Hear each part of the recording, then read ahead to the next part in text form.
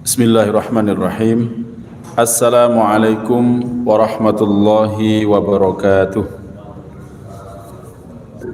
Innal hamdalillah nahmaduhu wa nasta'inuhu wa nastaghfiruh wa na'udzu billahi min shururi anfusina wa sayyiati a'malina. May yahdihillahu fala mudilla lahu wa may yudlil fala hadiya lahu. Ashhadu an la ilaha illallah wahdahu la syarika lah, lahul mulku wa lahul hamdu wa huwa ala kulli syai'in qadir. Subhanaka la ilma lana illa ma 'allamtana innaka antal alimul hakim. Rabbi shrah li sadri wa yassir li amri wahlul 'uqdatam min lisani yafqahu qawli, amma ba'd. Hadratil kiram, para alim ulama, para masyayikh, para kiai, para ustadz, dan segenap jamaah yang hadir pada sore hari ini. Alhamdulillah, atas izin Allah, di waktu sore hari ini menjelang kita berbuka puasa, kita dipertemukan kembali oleh Allah untuk melanjutkan kajian kita yang insya Allah kemarin sudah sampai pada surah An-Naba ayat 16 dan akan kita lanjutkan di An-Naba ayat 17. A'udzu billahi minasyaitonir rajim. Inna yaumal fasli kana miqata. Yang artinya sesungguhnya hari yaumul fasl, hari keputusan itu telah ditentukan atau telah ditetapkan waktunya. Jadi nama-nama hari kiamat itu sangat banyak sekali. Ada disebutkan tanda-tandanya dan sebagainya, sehingga nama-nama tersebut ada yaumul hisab, yaumul malhamah, yaumul qiyamah dan sebagainya. Dan insyaallah kita akan jelaskan di sini tentang waktu yang dimaksudkan oleh Allah. Dikatakan inna yaumal fasli kana miqata, bahwasanya pada hari pembalasan itu, hari keputusan itu telah Allah tetapkan waktunya. Dan ini tentunya sebagaimana yang telah saya sampaikan di beberapa hari yang lalu, bahwa waktu itu tidak ada yang tahu, bahkan malaikat Jibril pun yang sangat dekat dengan Allah pun tidak diberitahu kapan terjadinya hari kiamat. Kemudian dilanjutkan yauma yunfakhu fis suri fatatuna afwaja. Pada hari itu yunfakhu fis sur, akan ditiupkan sangkakala, lalu kalian akan datang fatatuna afwajan, datang dengan cara berbondong-bondong. Di sini dalam tafsir bukan inna, disebutkan bahwa Allah yauma yunfakhul malak, ya, fil Quran nafkhatus tsaniyah, ketika malaikat meniupkan pada tiupan yang kedua, fatatuna ayyuhan nas jama'atun jama'at. Ya, semua akan datang wahai manusia itu dengan jumlah berjamaah-berjamaah, bergelombang-gelombang, datang di suatu tempat yang disebut dengan mahsyar. Mahsyar itu artinya tempat berkumpulnya seluruh makhluknya Allah di hari kemudian itu. Kemudian wa futihatis sama'u fakanat abwaba, maka langit pun dibuka, maka terdapatlah di langit itu beberapa pintu. Di sini maksudnya adalah nanti di hari kiamat ketika manusia sudah dikumpulkan di yaumul mahsyar, maka semua itu akan melihat di langit itu ada beberapa pintu-pintu. Wasuyiratil jibalu fakanat saraba, dan gunung-gunung pun dijalankan, maka ia seperti fata morgana. Nah, yang kita lihat sekarang gunung itu kan tetap, padahal pada hakikatnya menurut Al-Quran bahwa gunung itu berjalan, fakanat saraba, tetapi kita tidak mengerti bagaimana sistem perjalanannya. Kemudian inna jahannama kanat mirsada, sesungguhnya neraka jahanam itu tempat mengintai, ya, bagi penjaga neraka. Jadi neraka jahanam itu memiliki tempat yang dimana di situ mereka sudah mengetahui siapa daftar-daftar orang yang tercatat namanya yang akan masuk ke dalam neraka jahanam. Maka sering kita diajarkan doa itu Pak, ya. Gimana Pak? Kita minta a'tiq riqabana, ya kan, supaya kita dijauhkan, dibebaskan nama-nama kita dari daftar nama-nama yang tercatat di neraka jahanam. Itu yang diajarkan oleh Rasulullah sallallahu alaihi wasallam. Kemudian lit-taghina ma'aba. Neraka jahanam itu diperuntukkan orang-orang yang taghut. Di sini taghi, at-taghin, orang-orang yang melampaui batas. Siapa yang melampaui batas? Pertama adalah orang kafir, kedua musyrik, yang ketiga orang yang berbuat dosa kezaliman yang sangat besar. Labithina fiha ahqaba. Mereka akan tinggal di sana dalam masa yang lama. La yadzuquna fiha bardan wala syaraba. Mereka tidak merasakan kesejukan di dalamnya dan tidak pula mendapatkan minuman. Jadi jangan pernah bayangkan neraka jahanam itu tempatnya sejuk, ada AC ini, ya. Tidak ada satupun minuman, ya. La yadzuqun di sini merasakan, zaqa yadzuqu itu artinya merasakan, yash'ur.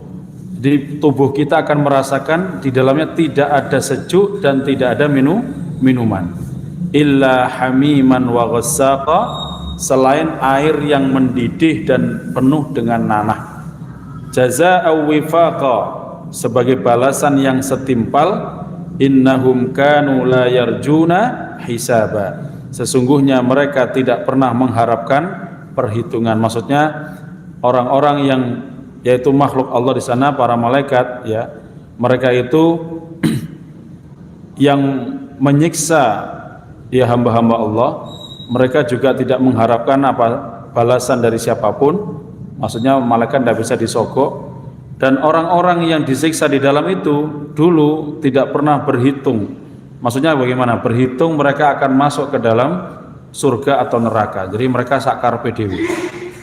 Apa perbuatan mereka? Wa kadzdzabu bi ayatina kidzdzaba. Mereka benar-benar mendustakan ayat-ayat kami. Wa kulla syai'in ahsainahu kitaba. Segala sesuatu telah kami catat dalam catatan amal manusia. Fadzuqu falan nazidakum illa adzaba. Oleh karena itu rasakanlah, kata malaikat, kata Allah, tidak akan kami tambahkan kepadamu kecuali azab yang sangat pedih. Jadi tidak ada yang namanya pengampunan, tidak ada belas kasihan. Yang ada adalah bertambahnya azab sampai mereka benar-benar bertaubat kepada Allah Subhanahu wa ta'ala. Dan tentu taubatnya tidak akan diterima karena sudah terlambat. Baik jemaah yang dirahmati Allah, di sini perlu kita tahu, sebelum kita bicara terlalu jauh tentang masalah surga dan neraka, tanda-tanda kiamat itu disebut oleh para ulama ada dua, tanda sughra dan tanda kubro. Nah, sughra pun dibagi, ya. Ada yang tanda-tanda yang muncul lalu menghilang, yaitu tanda-tanda yang jauh waktu terjadi kiamat, mempunyai dampak pada sebagian manusia dan dirasakan pada sebagian tempat. Sementara kubro adalah tanda-tanda yang waktu munculnya sudah sangat dekat dengan kiamat, mempunyai dampak yang besar bagi seluruh manusia dan dirasakan di semua tempat. Ini saya sebutkan yang sughra dulu. Tanda-tanda sughra yang kemarin sudah kita bahas, salah satunya adalah diutusnya baginda Nabi Muhammad sallallahu alaihi wasallam. Dan ini Allah mengutus Nabi Muhammad itu sebagai tanda-tanda bahwa Nabi Muhammad itu sebagai khatamul anbiya wal mursalin, penutup para nabi dan rasul. Kata Rasulullah mengatakan, ana wal qiyamah kahadaini, aku dan datangnya hari kiamat seperti dua jari ini, direnggangkan seperti ini, antara as-sababa wal wusta, antara jari telunjuk dan jari tengah. Artinya waktunya itu sangat dekat. Kemudian yang kedua, bulan terbelah, yang pernah saya sampaikan kemarin. Bulan terbelah itu disebutkan, ya, iqtarabatis sa'atu wa syaqqal qamar. Sudah sangat dekat hari kiamat dengan terbelahnya apa? Bulan. Dan bulan itu sudah terbelah sejak Nabi masih ada. Ketika itu orang-orang kafir Quraisy meminta Nabi menunjukkan, orang Yahudi yang dimaksud, mereka meminta kepada Rasulullah SAW memiliki apa? Apa mukjizatmu? Kalau nabi kami Musa dulu bisa membelah lautan, ya, banding-banding gitu. Lautan dibelah, ya, sehingga Laut Merah itu terbentang ada 12 jalan karena sukunya orang-orang Yahudi ada 12 suku dan masing-masing suku itu mengambil jalurnya masing-masing. Ya, jadi dipukul satu ini bukan jadi satu jalan tapi terbelah menjadi 12 jalan. Dan Nabi tinggal menunjuk dengan perintah Allah melalui malaikat Jibril supaya menunjuk bulan. Ya, ketika ditunjuk bulan itu kemudian apa? Bulan di malam hari itu terbelah seketika, yang satu ujungnya di timur, yang satunya di barat. Nah, ketika mereka melihat fenomena itu, orang-orang Yahudi mengatakan ini termasuk sihirnya Muhammad ini. Ini sihirnya Muhammad katanya. Kemudian Nabi mengatakan kalau ini memang sihir, katakan besok kalau ada orang musafir yang jauh dari negeri Syam atau negeri mana datang ke kota Mekah, tanyakan ke mereka. Apakah mereka di malam hari ini mereka melihat rembulan itu terbelah menjadi dua? Ternyata ada kafilah dagang dari negeri Syam. Ternyata besok ditanyakan, dia mengatakan ra'aitul qamara insyaqqatil qamar. Aku telah melihat bulan memang terbelah di malam tadi malam. Jadi menunjukkan bahwa yang dilihat itu bukan cuma di wilayah Mekah saja, tapi sampai seluruh wilayah mereka melihat fenomena terbelahnya bulan. Kemudian ini tanda-tanda berikutnya, kematian para sahabat. Nah, dengan wafatnya para sahabat Nabi Muhammad SAW yang terakhir, ini jumlah para sahabat ini ada 124.000 menurut Imam As-Suyuti. Ini meninggal semuanya dan mereka itu radhiyallahu anhum ajmain, Allah ridha kepada mereka dan mereka termasuk ahlul jannah. Jadi 124.000 kurang lebih itu semuanya para sahabat Nabi yang dipastikan akan masuk surga bersama Rasulullah SAW. Kemudian tanda sugro berikutnya penaklukan Baitul Maqdis. Dan kita tahu jamaah sekalian, Baitul Maqdis atau Yerusalem yang saat ini kita mengenal Al-Aqsa, walaupun itu sebagai bukti di akhir zaman, dulu pernah ditaklukkan di zaman Umar ibn al-Khattab di bawah seorang komandan pasukannya yaitu Amr bin As. Dan ini sudah pembukaannya di wilayah Mesir, kemudian sampai ke Palestina, sehingga apa? Kunci Baitul Maqdis waktu itu langsung diserahkan kepada Khalifah Amirul Mukminin Umar ibn Khattab oleh tokoh gereja yang terbesar di sana, sehingga waktu itu Umar sholatlah di depan gereja itu, ada tanah dan itu dibangunlah masjid namanya Masjid Umar. Dan itu sudah terjadi di penaklukan Baitul Maqdis. Kemudian yang kedua, penaklukan Baitul Maqdis yang kedua terjadi pada waktu perang salib tahun 1100 sekian. Itu oleh seorang sultan namanya Saladin atau Salahuddin Al-Ayyubi dari Bani Fatimiyah di Mesir. Yang mana ketika itu ini penaklukan yang kedua. Dan nanti yang terakhir jamaah sekalian, insya Allah penaklukan itu akan dilakukan oleh cucu dari baginda Nabi Muhammad SAW beserta dengan Nabi Isa alaihi salatu wassalam. Itu penaklukan Baitul Maqdis dan itu terjadi yang disebut dengan Malhamatul Kubro, perang akhir zaman, perang Armageddon, perang yang terakhir. Ya, senjatanya balik lagi, tidak ada senapan, tidak ada nuklir, ya, yang ada adalah pedang, parang, tombak, panah dan sebagainya. Kemudian tanda-tanda sugro berikutnya merebaknya wabah amwas, ya, memusnahkan seperti kemusnahan domba. Ini sudah terjadi di zaman Khalifah Umar ibnul Khattab. Ta'un amwas, ta'un itu wabah yang disebut dengan amwas. Pagi kena, sore meninggal, sore kena, pagi meninggal. Ini sudah apa sing corona ku gitu Pak? Ya, lebih dasar dari corona. Ini amwasnya di zaman Umar bin Khattab. Yang bisa memberikan solusi orang yang paling cerdas yaitu siapa? Sebutkan Adhadul Arab, yaitu siapa? Orang yang paling cerdas itu salah satunya adalah Amr bin As. Maka Amr bin As suruh meneliti, ini gimana nih? Ternyata virus amwas itu ketika mereka berkumpul-kumpul merebaknya sangat cepat, maka disuruh apa istilahnya, Yang satu jauh-jauhan tuh istilahnya ada apa namanya tuh? Kalau dulu kita zaman corona covid kemarin tuh, ya saling jaga jarak. Nah, napa jaga jarak itu istilahnya? Distancing, ya. Ya, distancing itu jarak jauh. Jadi suruh jauh, yang satu ke hutan, ke gunung, ke lembah, kemana-mana, tidak berkumpul. Dalam hitungan hari, wa ta'un amwas itu kemudian hilang. Ini sudah terjadi.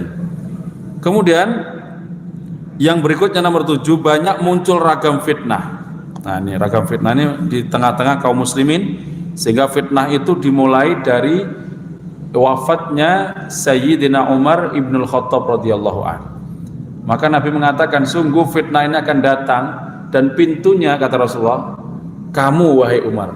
Nah, Nabi itu nunjuk kepada Umar. Dan betul Pak, satu-satunya sahabat yang terbunuh pertama kali seorang khalifah setelah wafatnya Rasulullah adalah Umar ibnul Khattab. Yang dibunuh oleh siapa? Oleh namanya seorang majusi, namanya Abu Lu'lu'ah al-Majusi al-Farsi dari Persia, Iran. Orang majusi penyembah api.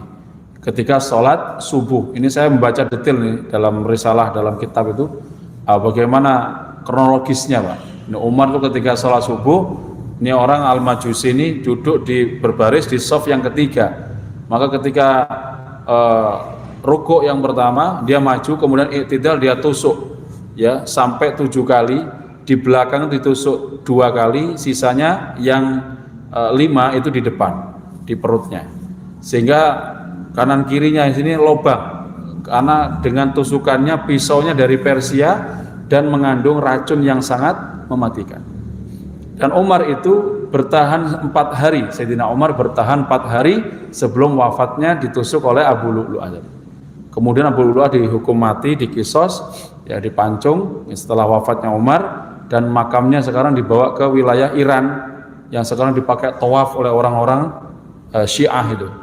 Dia mengatakan, ya Aba Lu'lu', kata mereka itu, wahai Abu Lu'lu', bawalah kami ke surga bersamamu. Mereka begitu, karena mereka menganggap orang Syiah itu Sayyidina Umar, Sayyidina Abu Bakar adalah anjing-anjing neraka, kilabun nar katanya, anjing-anjingnya neraka.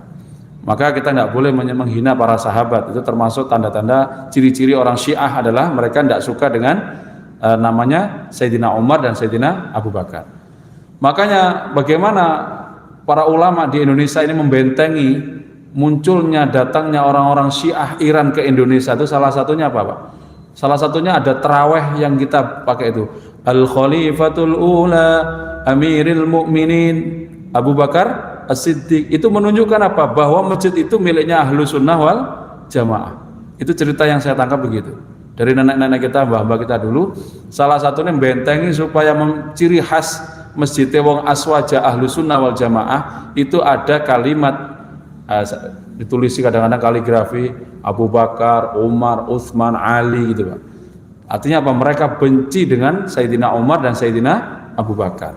Maka dikatakan sampai tarawih pun itu Bilal itu memang mereka sudah tahu tidak ada tuntunannya pakai menggunakan apa? Bilal Sallu sunat tarawih rakaataini jami'atan rahimakumullah, itu tidak ada, zaman Rasul tidak ada. Tapi itu sengaja dibuat oleh kapan? Oleh ulama-ulama Nusantara ini untuk membentengi, karena Belanda itu didompeng, ya, diikuti sama ulama-ulama dari Iran, dari Syiah itu yang datang menyebarkan paham Syiah. Maka dikatakan Amirul Mukminin Abu Bakar Siddiq, Al-Khalifatul Tsani Umar bin Khattab radhiyallahu an, dan mereka pasti nggak mau menyebutkan kalimat itu. Dan itu salah satu yang saya dapatkan informasinya demikian. Nah, ini mulai muncul fitnah. Kemudian yang ke-8, pemberitahuan Nabi Muhammad tentang perang Siffin. Perang Siffin itu antara Sayyidah Aisyah dengan Muawiyah, itu perang Jamal. Perang Siffin antara Muawiyah sama Sayyidina Ali, itu perang antara sesama muslim. Itu semenjak wafatnya Umar muncul fitnah berikutnya dengan wafatnya Sayyidina Utsman. Kalau Umar ketika sholat, ya, ditusuk tadi, kemudian Umar ini masih sempat, Sayyidina Umar masih minum nabis, ya, kurma yang dikasih susu. Ini keluar Pak, airnya keluar dari perutnya, diminum lagi, bocor. Itu selama bertahan 4 hari. Nah, ketika sudah 4 hari mau meninggal, Umar berpesan bahwa apa? Penunjukan, ya, penunjukannya jangan langsung nunjuk saya, supaya mereka bermusyawarah untuk memilih pemimpin. Maka terpilihlah waktu itu Sayyidina Utsman ibnu Affan.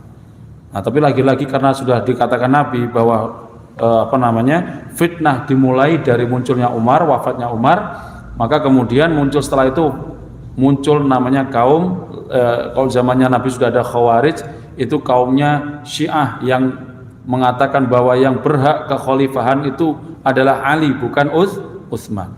Sehingga terjadi pembantaian lagi. Kapan itu? Ketika Sayyidina Utsman membaca Al-Qur'an, itu dibacok, Pak. Dan darahnya tuh muncrat di atas mushaf yang terdapat yang tulisan-tulisan di zaman Zaid ibnu Harithah, yang dipegang mushafnya miliknya Hafsah binti Umar. Itu yang dibaca. Maka untuk peristiwa itu terkenal dengan peristiwa pembunuhan Utsman bin Affan. Kemudian berikutnya setelah itu diangkatlah Sayyidina Ali. Sayyidina Ali juga sama, dibunuh oleh seorang yang dikatakan ya paling rajin ibadahnya, paling sering sholat jamaahnya, ya Bu, dan sering puasanya. Makanya qaimul lail shaimun nahar. Siangnya dia itu berpuasa, malamnya berdiri untuk qiyamul lail. Qaimul lail shaimun nahar. Siapa itu? Abdurrahman ibnu Muljam. Ya, maka orang-orang ulama dalam kitab tidak mau menyebutkan kalimat Abdurrahman. Mereka menyebutkan Ibnu Muljam. Kenapa? Abdurrahman terlalu mulia nama itu. Itu nama kesukaan Nabi. Nama kesukaan Nabi itu adalah Abdullah, Abdurrahman, Abdurrahim. Dalam hadis sahih begitu. Maka ketika disebutkan Abdurrahman Ibnu Muljam, Allah mengatakan la taqul Abdurrahman, ban kul Ibnu Muljam. Man Ibnu Muljam? Qatil sahibin Nabi Ali bin Abi Thalib. Dialah pembunuh yang membunuh siapa? Sahabat mulia ponakan Nabi, siapa namanya? Ali bin Abi Thalib. Nah, ini yang disebutkan munculnya kaum ketika itu Khawarij, namanya Syiar Rafidhah. Maka dia mengatakan Rafidhah dan Khawarij itu muncul ketika itu, sehingga Sayyidina Ali juga dibunuh dengan cara kepalanya dipancung, Pak. Maksudnya dipukul dengan pedang pas tengah-tengahnya sini, sehingga muncrat darahnya. Ya, kalau kita melihat fenomena seperti ini, dari 4 Khulafaur Rasyidin ini yang meninggalnya di atas, yang sakit cuma Abu Bakar, yang lainnya semuanya mati syahid. Ini cita-citanya para ulama, termasuk para sahabat seperti itu. Abu Bakar termasuk yang disayang Nabi, ya pasti masuk surga karena satu-satunya sahabat yang paling mulia di antara yang lain. Maka kemudian muncul berikutnya, ini masih sugro ini. Yang ke-9 munculnya kaum Khawarij. Nabi menceritakan siapa kaum Khawarij itu. Kaum Khawarij itu adalah kaum yang sangat, dia mengatakan Rasulullah, kalian ibadah kalian dibandingkan mereka tidak ada apa-apanya. Baca Quran mereka sangat fasih, ibadah mereka sangat taat, ya, mereka sangat solid, sangat kompak, tapi mereka tuh tidak mau bertoleransi, bertasamuh dengan sesama muslim. Tidak mau menggunakan pemahamannya, mereka langsung mengatakan menjustifikasi kafir, ahlul bid'ah, ahlus subhat. Ini Khawarij. Nah, ciri-cirinya ya kok ngeri. Kata Nabi, saya baca Ustaz, dalam kitab itu, salah satunya hum yaqra'unal Qur'an, ya. Mereka baca Quran, tetapi apa? Yamruquna fi huluqihim. Cuman lewat di kerongkongannya tok. Jadi Qur'annya itu enggak sampai masuk ke dalam hati, cuma dinggo enak-enakan, dinggo waca sing dinggo penak-penakan. Tapi apa yang keluar dari mulut itu adalah istilahnya caci makian, ya, kemudian adalah saling menjustifikasi, menghina orang lain dengan mengatakan mereka kafir, takfiri, istilahnya paham takfiri. Ini Khawarij. Yang kalau tidak sesuai dengan paham mereka mengatakan kafir. Iki ustadz subhat, iki ustadz bid'ah ini. Nah, seperti itu, Pak. Yang dikit-dikit kayak ngono iku, ini salah satunya kaum Khawarij. Nah, kita gimana bersikap seperti ini, Pak? Itu sudah ada, Pak. Siapa itu, Pak? Orang yang hidup zaman Nabi, orangnya pincang. Dia mengatakan i'dil ya Muhammad. Nabi Muhammad digituin, Pak, ketika pembagian yang namanya ghanimah. Ya, dalam surat Al-Anfal itu, ghanimah. Ghanimah itu harta rampasan perang. Nabi ketika membagi itu datang nih orang sambil doglek-doglek itu. Dia mengatakan i'dil ya Muhammad. Berlaku adillah kamu wahai Muhammad. Ini kan kurang ajar, Pak. Kemudian Nabi mengatakan, siapa yang di antara kamu, di antara kalian yang lebih adil daripada aku? Terus dia diam langsung, dia langsung berlalu aja Pak. Nabi mengatakan, sungguh nanti mindil ihadar rajul, nanti akan keluar dari sumsumnya, ini tulang, maksudnya Pak, keturunannya orang seperti ini adalah siapa Pak? Khawarij, orang-orang yang keluar daripada agama Islam. Maksudnya orang-orang yang akan menjustifikasi orang lain, merekalah kaum Khawarij. Nah ini sudah muncul Pak. Kemudian yang ke-10, munculnya orang-orang yang mengaku nabi, dajjalun, dan para pendusta, para penipu. Kata Nabi, tidak akan terjadi kiamat sampai ada salatuna dajjalun, 30 orang dajjal, penipu, pendusta, yaz'amu annahu nabi. Mereka mengaku-ngaku sebagai seorang nabi. Ayo, dihitung Pak. Zaman Nabi wafat itu muncul namanya Musailamah al-Kadzdzab pertama. Ada Saj'ah Tamimiyah, Tolhah al-Unsi. Wah, saiki meneh wakeh. Nang Indonesia ini produsen nabi palsu. Loh, Indonesia ini paling kreatif loh, nabi palsu paling banyak. Ahmad Mossadegh, Lia Eden ya. Kemudian apa lagi? Tugimin. Oh, jenenge Nabi Tugimin. Ada Nabi Tugimin Pak yang pernah saya ceritakan. Tukang tambal ban ngaku nabi, dapat wangsit itu, dapat wahyu dari Jibril. La haula wala quwata illa billah. Ya Nabi Muhammad saya enak Pak. Nabi Muhammad di sholawatan saya memper. Ya Habibi ya Muhammad, saya enak. Coba diganti Tugimin.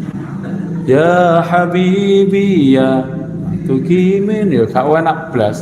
Ndak mbowis Pak niku. Nabi jenenge Tugimin. Ada Nabi Asep, ada namanya Nabi siapa, banyak di Indonesia. Atau kalau nggak salah menurut data yang dikumpulkan oleh Ustadz Hasyim Muzadi, Kiai Hasyim Muzadi waktu itu ada 12 orang yang mengaku-ngaku menjadi siapa? Nabi. Dan anehnya Pak, semuanya ada pengikutnya. Ahmad Mossadegh itu paling banyak. Lia Eden itu dengan ajaran salamullahnya itu. Yono sing melu ngono Pak. Lah ini berarti orang Indonesia itu luar biasa. Pokoknya ono hal baru melu. Saiki ono apa jenenge? Son horeg kabeh melu ngono ya. Nah ini sudah. Nah kata Nabi tidak akan terjadi kiamat sampai muncul 30 orang pendusta.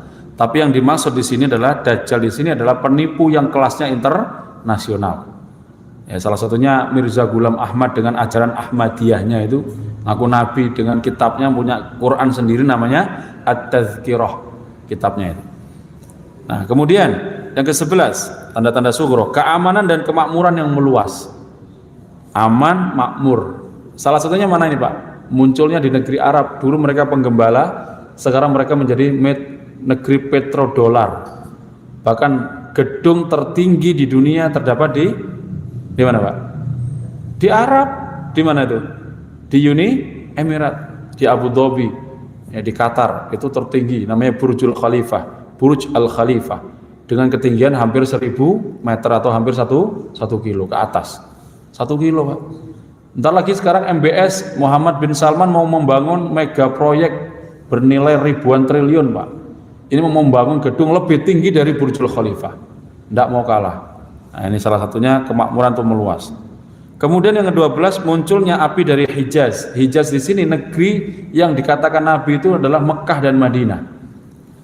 Apa yang dimaksud dengan api dari Hijaz ini? Para ulama mengatakan itu api itu muncul dari sebuah tempat dan itu membakar seluruh tempat itu Pak. Itu api yang menggiring. Kemudian ke-13 pertarungan dengan Turki. Nanti kata Rasulullah tidak akan terjadi hari kiamat sebelum umat Islam berperang dengan negeri yang namanya Turki. Loh kok Turki Pak? Satu, Turki itu dulu salah satunya tempatnya orang-orang yang sesat secara akidah. Nanti itu Pak di akhir zaman. Ya kalau sekarang sudah mulai banyak itu toriko sufisme itu sana banyak. Itu akan diperangi oleh orang-orang yang ahli tauhid nanti itu di akhir zaman. Kemudian 14 munculnya pria-pria gelap memukuli orang-orang dengan cambuk. Ini orang-orang gelap itu maksudnya apa? Orang dari negeri Yaman dan Afrika wilayah sana. Kemudian yang ke-15 banyaknya fitnah pembunuhan. Kata Nabi tidak akan terjadi hari kiamat sebelum munculnya al-harju. Wa mal harju ya Rasulullah? Al-harju ya al-qatlu, pembunuhan. Saat ini pun kadang ya. Kemarin berita lagi viral seorang anak ya yang ditinggal wafat ibunya, cerai bapaknya sama ibunya, ikut ibu tiri, disiksa kan kemarin, namanya Nizam. Dari mana itu Pak? Dari wilayah Jawa Barat kalau tidak salah. Itu meninggal anaknya Pak. Lagi pembunuhan tuh Masya Allah. Sekarang apa-apa dikit bunuh. Kemarin kapan hari masalah sepele di Madura caruk, antara satu orang melawan 5, dia berdua sama adiknya. Kalau ini Mat Tanjar karo sopo itu. Mati semua tuh yang 5 itu. Baik, itu mudah sekali membunuh. Banyaknya fitnah pembunuhan. Kemudian ke-16, hilangnya amanah dan diangkatnya dari hati. Nah ini sekarang, hilangnya amanah. Jadi amanah itu tidak ada lagi orang yang bisa dipercaya. Omongannya mencela-mencele, isuk tempe awan dele, mentah maneh. Nah ini munculnya amanah, dikasih amanah titipan dikurangi. Jadikan pejabat korupsi, macam-macam niki hilangnya amanah dan diangkatnya dari hati. Maksudnya hampir seluruh orang di wilayah negeri semua itu tidak ada satupun yang amanah. Sudah mulai banyak. Sekarang sudah mulai tingkat kepala desa sampai ke atas itu semuanya terindikasi apa? Tidak amanah. 17. Mengikuti cara hidup bangsa-bangsa di masa lalu. Nah, bangsa lalu itu maksudnya apa? Salah satunya menyembah kepada berhala. Walaupun tidak menyembah, cuma haflah Pak, kita mau ikut-ikutan aja. Liyuqarribuna ilallahi zulfa, cuma mendekatkan diri kepada Allah dengan cara itu. Mendatangi kuburan-kuburan, membangun kuburan-kuburan yang seharusnya tidak boleh dibangun, dicium-cium nisannya dan sebagainya.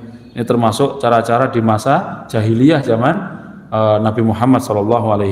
18. Melahirkan hamba perempuan itu tuannya. Nah sekarang banyak seorang hamba sahaya yang melahirkan tuan. Maksudnya apa? Budak-budak itu pembantu atau budak zaman dulu itu dinikahin sama juragannya, akhirnya lahir. Nah anaknya akan menjadi tuan.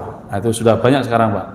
Jadi ada sekarang tuh banyak orang kaya nikah sama pembantu sama budak-budaknya. Kemudian munculnya perempuan-perempuan yang berpakaian tapi telanjang. Nah, ini nggak perlu saya jelaskan wes. Wakeh Pak niki. Perempuan yang berpakaian tapi telanjang, berpakaian tapi ketat. Ya, perempuan mbah-mbah sekarang nggak cuma mbah-mbah aja pakai legging, senam nge-gym. Masya Allah. Nah ini sudah terjadi di tengah-tengah kita. Artinya ini sudah termasuk bagian orang-orang yang kemudian yang ke-20, berlomba-lombanya orang tanpa alas kaki telanjang penggembala kambing dalam membangun bangunan. Ya tadi membangun di orang Arab yang dimaksud. Kemudian partisipasi perempuan dalam perdagangan dengan suami mereka. Artinya seorang suami itu kalah dagangnya sama perempuan. Maksudnya perempuan lebih mendominasi dalam urusan bisnis. Yang keluar jadi bisnismen bukan laki-laki, businesswoman dengan banyak. Kemudian beberapa pedagang mengendalikan pasar, monopoli. Nah, sekarang mau pasar itu dikuasai satu orang, dikendalikan oleh satu orang. Nah, kita sekarang merasakan sedikit-sedikit mahal menjelang hari raya Ramadan. Kenapa enggak ketika menjelang Ramadan justru harga diturunkan? Ora saat ini setiap mau Ramadan per pekan ya, mesti niku telur naik, beras naik, apa malah Pak? Bawang, daging naik. Kemudian nanti turun sebentar Ramadan, nanti menjelang hari raya naik lagi. Ya di monopoli. Kemudian banyaknya yang ke-23 sumpah palsu. Banyak orang berani sumpah. Nah, terus gimana dengan hukumnya sumpah pocong? Nah, sumpah pocong belum pernah ada dalam agama Islam. Ya sumpah aja dengan kalimat wallahi, tallahi, billahi. Tidak boleh mengatakan demi Allah, demi Rasulullah, demi langit dan bumi, demi bulan, demi lautan. Tidak boleh. Hanya satu kalimat wallahi, demi Allah. Tallahi juga sama, billahi dan seterusnya. Kemudian munculnya kebodohan. Nah, saat ini Pak, bodoh niku dimuncul. Kebodohan muncul gimana? Jika sudah kebodohan itu merambat keluar semuanya, maka yang ada Pak dengan cara apa? Allah mewafatkan para ulama, biqabdil ulama. Ya, Allah akan meninggalkan orang-orang bodoh. Gimana caranya Allah membodohkan umat itu? Diwafatkannya para ulama. Kalau ada ulama satu wafat meninggal, maka disitulah kiamat sugro sudah terjadi di wilayah itu. Misalkan di wilayah ini Wuluan ini ada seorang tokoh alim diwafatkan Pak, maka seluruh wilayah Wuluan itu akan terjadi muncul kebodohan. Kemudian ya'khuduna ya minar ru'asa, ya dari kelompok itu dia akan mengangkat ru'usan juhalan, orang ketua yang jahil, pemimpin yang jahil. Ya, sampai di sini dulu, sampai 25. Insyaallah kita lanjutkan pada pertemuan yang akan datang insyaallah. Nah, ini masih kiamat sughra, nanti kita akan lanjutkan sampai kiamat kubra dan seterusnya. Demikian, mudah-mudahan bermanfaat Bapak Ibu sekalian, dan salat ibadah kita, puasa kita diterima oleh Allah Subhanahu wa taala. Kita tutup dengan baca hamdalah dan kafaratul majlis. Alhamdulillahirabbil alamin. Subhanakallahumma wa bihamdika asyhadu an la ilaha illa anta astaghfiruka wa atubu ilaik. Assalamualaikum warahmatullahi wabarakatuh.